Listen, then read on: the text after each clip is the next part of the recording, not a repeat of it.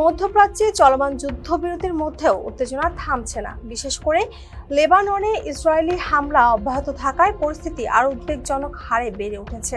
এই প্রেক্ষাপটে লেবাননের রাজধানী বৈরুতে ইসরায়েলি বিমান হামলায় দীপালি নামে এক প্রবাসী বাংলাদেশি নারীর মর্মান্তিক মৃত্যু হয়েছে। বুধবার বৈরুতের হামরা এলাকায় এই হামলার ঘটনাটি ঘটে। সে সময় দীপালি তার কাফিলের পরিবারের সঙ্গে অবস্থান করছিলেন। হামলার আঘাতেই ঘটনাস্থলে তার মৃত্যু হয় বলে প্রাথমিকভাবে জানা গেছে। শুক্রবার সামাজিক যোগাযোগ মাধ্যমে এক পোস্টের মাধ্যমে বিষয়টি নিশ্চিত করেছে লেবাননে অবস্থানরত বাংলাদেশ দূতাবাস। দূতাবাস জানায়, নিহত দীপালি বাংলাদেশের ফরিদপুর জেলার চর ভদ্রাসন উপজেলার চর হাজীগঞ্জ এলাকার বাসিন্দা। তার বাবা শেখ মোফাজ্জল এবং মা রোজিনা খাতুন।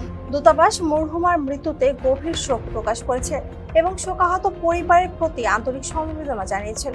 একই সঙ্গে নিহতের পরিবারের পাশে দাঁড়াতে এবং প্রয়োজনীয় কনসুলার সহায়তা দিতেও ইতিমধ্যে উদ্যোগ নেওয়া হয়েছে বলে জানা গেছে। তবে প্রাথমিক তথ্যে জানা গেছে, এই হামলায় দীপালির কাফিল এবং তার পরিবারের একাধিক সদস্য নিহত হয়েছেন।